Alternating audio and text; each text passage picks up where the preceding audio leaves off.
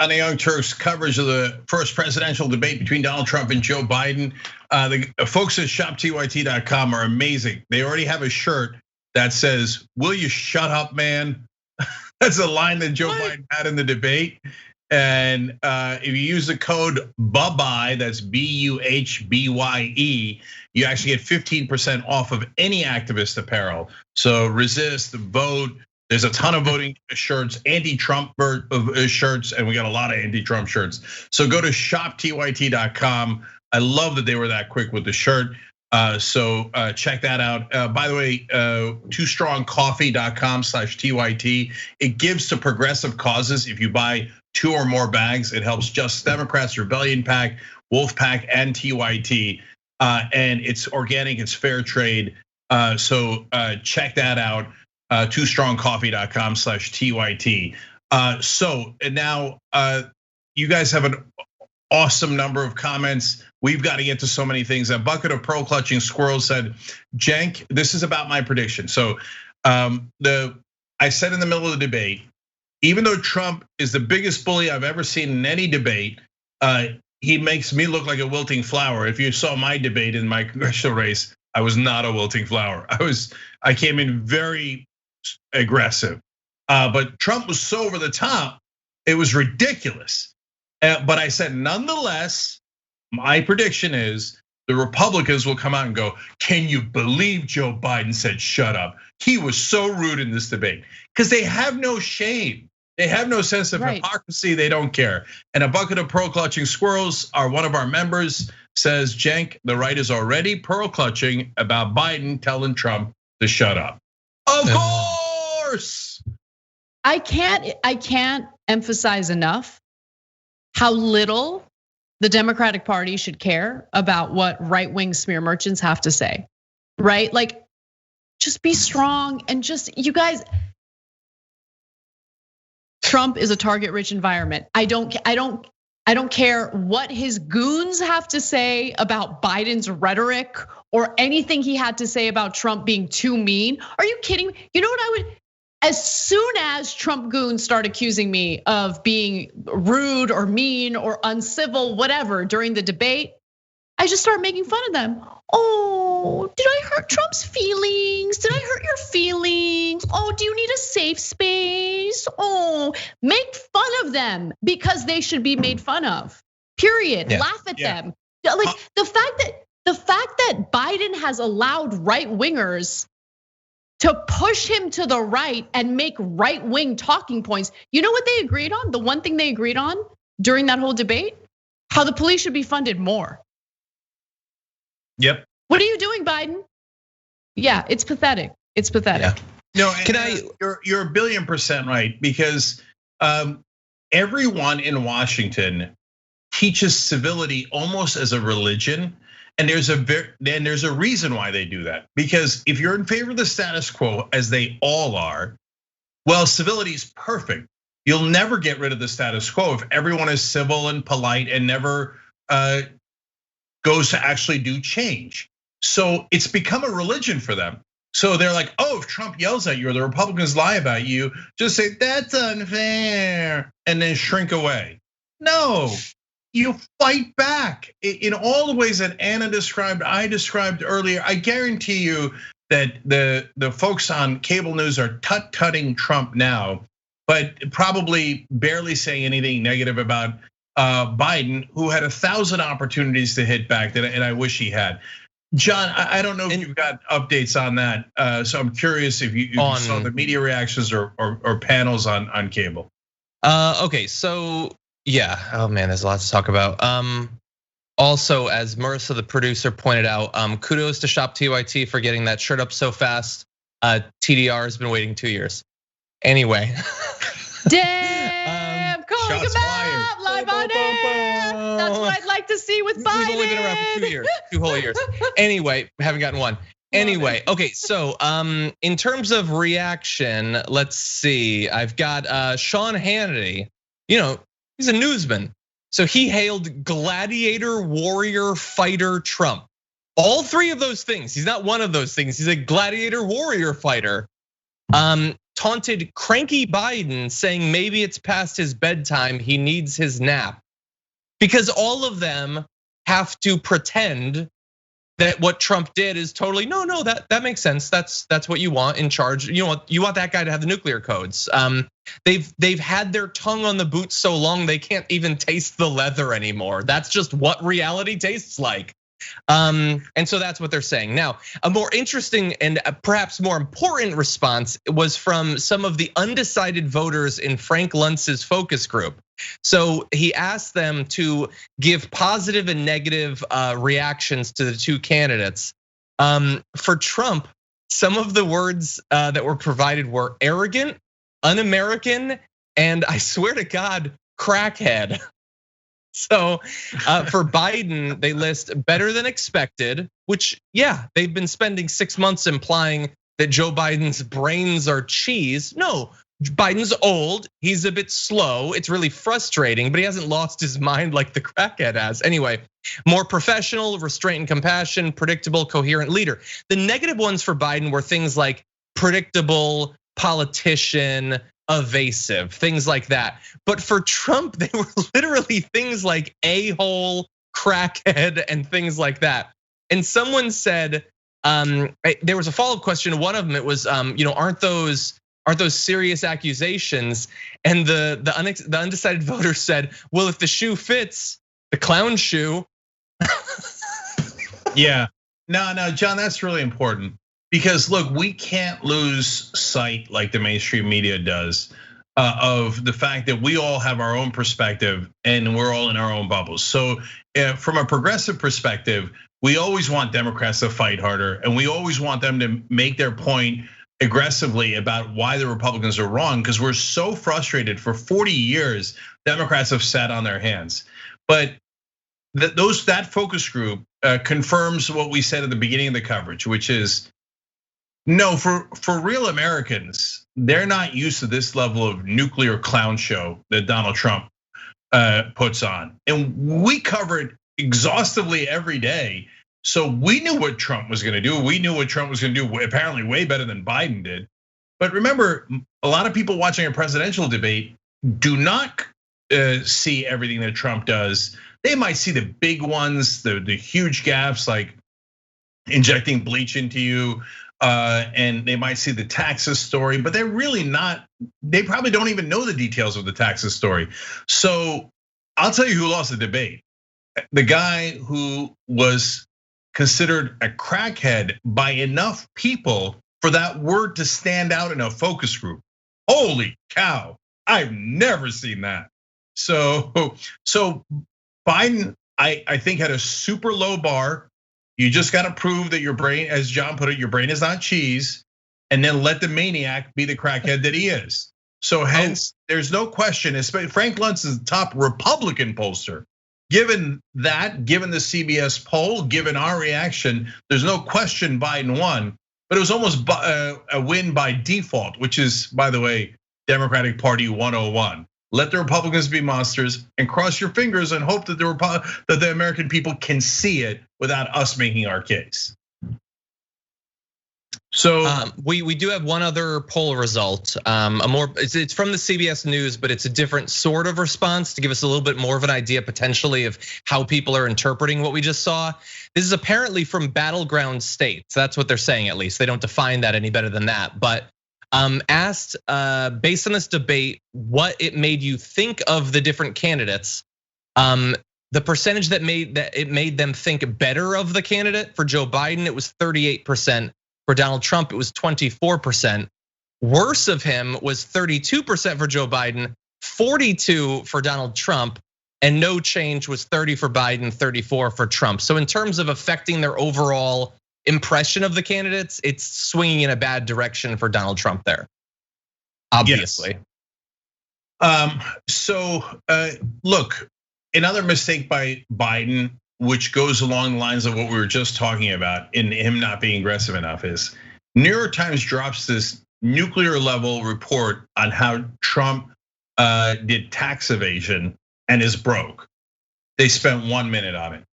Now, if you're Biden, it doesn't matter if the Trump played so much offense that he tried to overwhelm you. It doesn't matter what the moderator asks. You keep coming back to it if you think that's a winning issue for you. So how could you corner Trump on that and make him be defensive?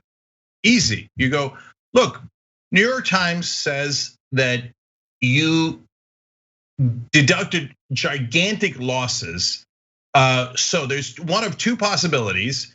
One is that you did tax evasion. You really are a billionaire as you claim, but you choose not to pay taxes because you're doing tax evasion. Or you're actually broke.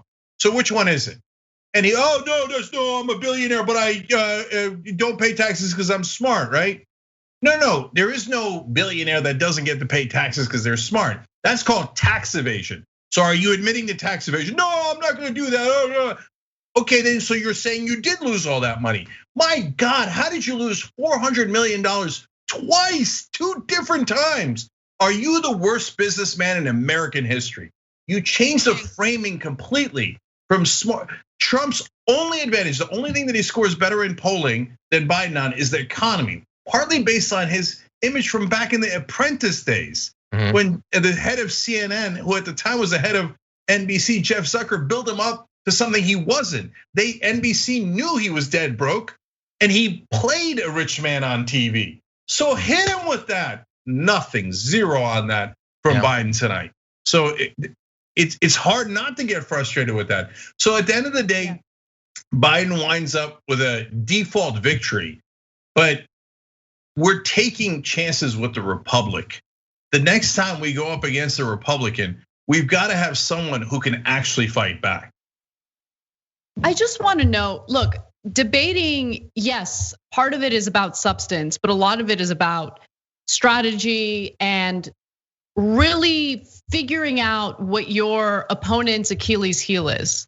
If you guys roll the tape and look at the expression on Donald Trump's face every time Biden meekly mentions the economy, you'll see where his Achilles heel is.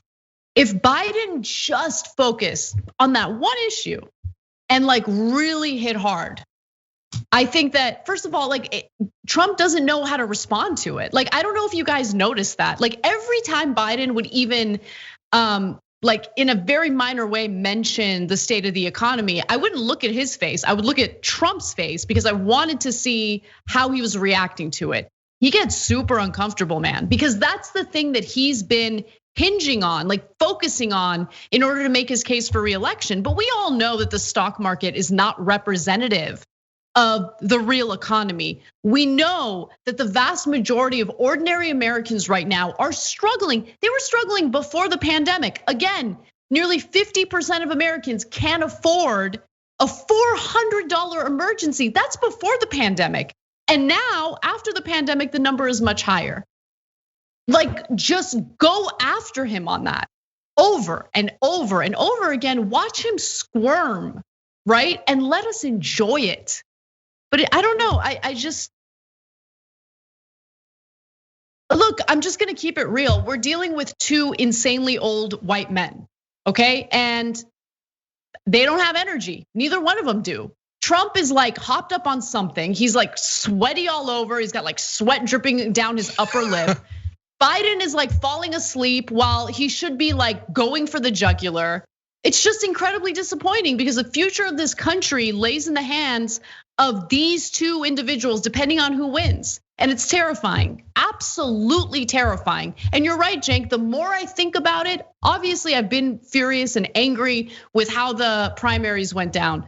But like the more I think about it, the more frustrating it is that everything was manufactured in the primaries in a way to promote Joe Biden, who in my opinion, out of that entire field of people running for the Democratic ticket, Biden was the weakest. I mean, we saw it on that stage today. Yeah, we do have another poll.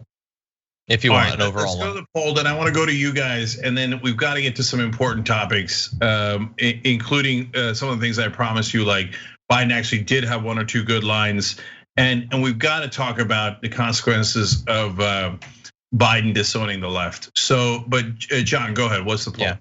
Yeah, and we also have to talk about one other person who was in large part responsible for the mess that we just saw. But John Harwood tweeted, CNN instant poll of debate watchers on who won. They had 60% Biden, 28% Trump. Oh, well, I don't know if I don't know exactly what the methodology on that is, but that was a more dominant win for him than the CBS poll had been. Okay, so I'm tied with Michael. He's got one that was around 5 points, and I've got one that was much, much bigger for a Biden win, as I thought. All right, so first let me give shout outs to our awesome Twitch subscribers and viewers. So people who gifted subs, I love the community on Twitch that you guys look out for each other. Deep Space Monk, Bandito Radio, Code Omega, John Moxley's Fringe, they all did it. A. Trollpy with a great line, and thank you for saying. He said, "God, I believe in you guys so much. We believe in you too, brother. That's why we do this show together." Jeff Waldorf was a good show of his own around the nation with Jeff Waldorf. Gave 300 bits and said, "Here for the commentary and great chat." And Adam the Mech E resub for the 4th month with Prime. If you have Amazon Prime and you watch us on Twitch, it's free for you guys, but we get the revenue for it, so it's perfect. So please do that and resub every month if you can. He said, "I just want to see if Cenk knows what a hype train is." I kind of don't want to find out because it's kind of fun not knowing, but I definitely sight unseen would hop on a hype train. And I hope we're on one on Twitch right now. Okay, so I got to give a shout out to Vince Rogers on YouTube Super Chat, who's so generous and just said, "Great job, Vince. You too, brother. We do this show together." I mean, look at tyt.com/go. You guys have powered us for the whole year, and let's finish strong on that. We got to get the strong progressive message out. tyt.com/go. And one last one from a member on our website. Cousin Vinny said, "Cenk the optimist, Anna the pessimist, and John the realist. These three are literally the perfect trio." Thank you. But he adds, "P.S. I'm not saying that Anna being a pessimist is bad. In fact, listening to her takes is often incredibly cathartic when 98% of what we hear everywhere else is just constant gaslighting." By the way, on that, I agree 1,000%. And so thank you for saying that. That's wonderful of you. And like I always say, our members power us. You could do that on the website at tyt.com/join. Or if you're watching on YouTube, you just hit the join button below. And we got a giant post game coming up for you. In that post game, one of the things I want to talk about is what does the future look like? What can progressives do in 2024? Because I got news for you. Our candidate in 2024 ain't gonna be Joe Biden. So and even establishment folks believe that. Michael Shure believes that, by the way. Michael Shure's coming back and giving us more reaction from the debate stage in Cleveland when we come back for the post game that's just members only. But we've got a couple of minutes here. One of the things I wanted to is, so first let me give you some of the stuff I promised you. I think Biden's line of get out of the bunker and the sand trap that you're in and go pass a bill on coronavirus so you can help people. Clearly the best line of the night by either candidate. And when I heard it, that was at a moment when Trump was pummeling him and wouldn't allow him to speak. So that was his first flash of fighting back. And I kind of went like this, like, oh, thank God. He finally said something that was powerful and a line that he had prepared and actually delivered well. So I don't want you to think that, we're not fair and that we're not giving you the analysis of the good, the bad, and the ugly. And so Biden did have a good point on that. So every once in a while, he would land a blow on Trump. But I'm so curious what's gonna happen in the next 2 debates, because are they gonna tell him to go harder on Trump or to point out more of his problems or to prepare better? Or given that the polling indicates that Biden won this debate, are his consultants and his advisors going to say, oh, great, we don't need to do anything, let's just coast for the next 2 debates? Maybe. Knowing the Democratic Party, I have a sense of which way that's going. Okay, so I'm worried about it. By the way, we're gonna cover all the debates. Don't miss any of the debates right here on the Young Turks, and obviously election night. Either election night is going to be joyous or it's going to be filled with rage. So either way, it's going to be, look, forget the fact that it's an event and it's going to be an amazing show. It's going to be one of the most important nights in American history. That is not hyperbole. It's absolutely real. So don't miss any of that as we do our coverage. Guys, unfortunately, we're out of time here. But for the members, we have so much more. We're gonna analyze how Chris Wallace, the moderator, did. I want to talk about how much damage Biden did to the left by constantly agreeing with Trump on right-wing framing. So we got to talk about that. And then the future, what are we going to do in 2024? All that's for the members right now. tyt.com/join or hit the join button below if you're watching on YouTube. We'll see you there in 1 minute. Thanks for listening to the full episode of The Young Turks. Support our work, listen ad-free, access members-only bonus content, and more by subscribing to Apple Podcasts at apple.co/TYT. I'm your host, Cenk Uygur, and I'll see you soon.